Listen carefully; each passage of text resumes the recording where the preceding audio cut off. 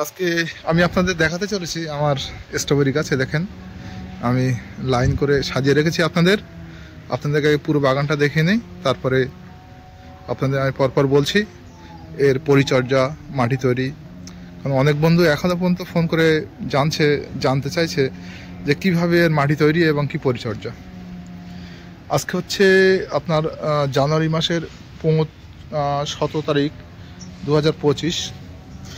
গাছে সবই ফল নামছে দেখেন। এবার বলি বন্ধুরা, প্রথম হচ্ছে আপনাদের প্রয়োজন হচ্ছে সঠিক জাত নির্বাচন করার পরে তারপরে হচ্ছে আপনার মাটি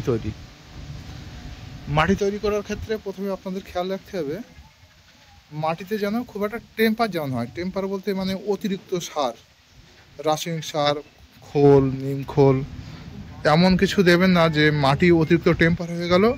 গাছে অনেকে দেখা যাচ্ছে যে এত পরিমাণ মানে খাবার দিয়ে রেখেছে স্ট্রবেরি গাছে যে কারণে মানে গাছ বসালে পাতা পুড়ে যাচ্ছে, মানে ওটা নোনার পরিমাণও বেড়ে যাচ্ছে এবং খাবার অত্যাধিক হওয়ার জন্য গাছ নিতে পারছে না। সচরাচর চেষ্টা করবেন বেলে দোআঁশ মাটি সঙ্গে ভার্মি কম্পোস্ট, আর আপনি যা খুশি দিতে পারেন কিন্তু পরিমাণে কম। মাটিটা তৈরি করবেন একটু মানে ধোসা টাইপের, মানে মানে নরম প্রকৃতির। এই দেখেন মানে এই গাছটাতে এখন ফুল দেখেন, মানে অন্তত 50-60টা ফুল এসে গেছে, এসব ফল আসে। এই ফলগুলো হারভেস্টের উপযুক্ত সময় হচ্ছে আপনার ফেব্রুয়ারি মার্চ। এবং এই গাছ যদি আপনারা কেউ বাঁচিয়ে রাখতে পারেন একটানা টুকটাক করে সারা বছরই ফল দিয়ে যায়। কিন্তু গরমের সময় এর জলের ঘাটতি হতে দিলে হবে না এবং ছায়া জায়গায় রাখতে হবে। এটা কিন্তু একটু লেট ভ্যারাইটি, মানে এটা আপনার জানুয়ারির 15 তারিখে পর থেকে ফুল ফল আসে। এগুলো আমাদের মাতৃগাছ বলে অনেকে অ্যাডভান্স এসছে, কিন্তু সচরাচর দেখা যায় যে রানারের চারা নিলে জানুয়ারিতে কিন্তু ফুল আসে। এবং আরও যদি মানে মাদার গাছ হলে, কিছু গাছ পুরনো গাছ হলে আপনার ডিসেম্বরেও কিছু আসতে পারে, কিন্তু ব্যতিক্রম। কিন্তু সচরাচর কিন্তু এর সবথেকে ভালো সিজন হচ্ছে আপনার ফেব্রুয়ারি, মার্চ, এপ্রিল, মানে শীত শেষ হবে, তারপর কিন্তু ফলন অত্যাধিক আপনার মনের মতো ফল পাবেন। এবারে বলি পরিচর্যা হচ্ছে প্রথমে মাটি তৈরি করার পরে আপনি এই গাছ কিন্তু খুব খাবার খেতে পছন্দ করে। খাবার যদি আপনারা হাতের কাছে কোনো রাসায়নিক কোনো দোকান পেয়ে যান, সেখানে আপনি কুড়ি প্রচুর পরিমাণে ব্যবহার করতে পারেন, অন্তত 10 দিনে একবার। এবং সঙ্গে একই সঙ্গে গাছের মানে উপর থেকেও খাবার দেবেন, পিজিআর বা অন্য কোনো খাবার যা পারেন আপনি দেবেন, এতে কোনো খাবার না নেই। এবারে গাছে ফুল এসে গেলে আপনাকে কুড়ি বন্ধ করে দিতে হবে। কুড়ি বন্ধ করে দিয়ে আপনি 10-20 ইউজ করবেন। এবারে আপনি যত খুশি খাবার খাওয়াবেন তত আপনার গাছ বড় এবং তত বেশি ফল দেবে। আমি আপনার দেখাই, আমার এখানে প্রায় আপনার 70-80 পিস গাছ আছে এবং গাছের থেকে এবার আমি অতিরিক্ত রানার নিয়েছি বলে আমার গাছের হাইট অনেকটাই ছোট হয়ে গেছে। দেখেন খুবই ছোট। এবং চেষ্টা করবেন একটা টবের জন্যে বন্ধুরা, এই দেখেন এবারে বলি, আমরা এই যে গাছগুলো দেখছেন, আমরা যারা রানার নিলে আমরা ওই মাতৃগাছগুলোকে কিছুটা চেষ্টা করি বর্জন করার। কারণ মাতৃগাছে ফল নিলে ফলের সাইজ একটু ছোট হয় এবং গাছগুলো বসে যায়। এবং ওই যে মাতৃগাছ থেকে যে রানারগুলো হয়, সেই প্রথম রানার বা ওই রানারগুলোই মানে অত্যাধিক ফল দেয়, ফলের সাইজ ভালো হয় এবং গাছ গ্রোথের জন্যে একদম মানে রেডি হয়ে থাকে। এবার বলি, একটা টবের জন্য আপনারা মাটি নির্বাচন করবেন অন্তত কম করে 5 কিলো, একটা সর্বনিম্ন 5, উপরে 10 কিলো হলে কোনো অসুবিধে নেই। এই দেখেন আমার, আর টবে যদি বড় টব হয় 2টো গাছ ইউজ করতে পারেন, আর নতুবা একটা গাছ হলেও অসুবিধে নেই। আর চেষ্টা করবেন ফলগুলো সবসময় যেন গাছের থেকে ঝুলে নিচে পড়ে, তাহলে আপনার মাটির সংস্পর্শ না হলে আপনার ফলগুলো পচে যাওয়ার সম্ভাবনা থাকে। এই দেখেন এই একটা ফল একটু মোটা হচ্ছে, এই যে একটা দেখছি লাল মতো দেখা যাচ্ছে। হ্যাঁ, এবারে বলি বন্ধুরা আর একটা জিনিস, মানে এই ভ্যারাইটিটা আমরা মানে চেষ্টা ফেব্রুয়ারি পর্যন্ত লাগিয়ে দেখেছি।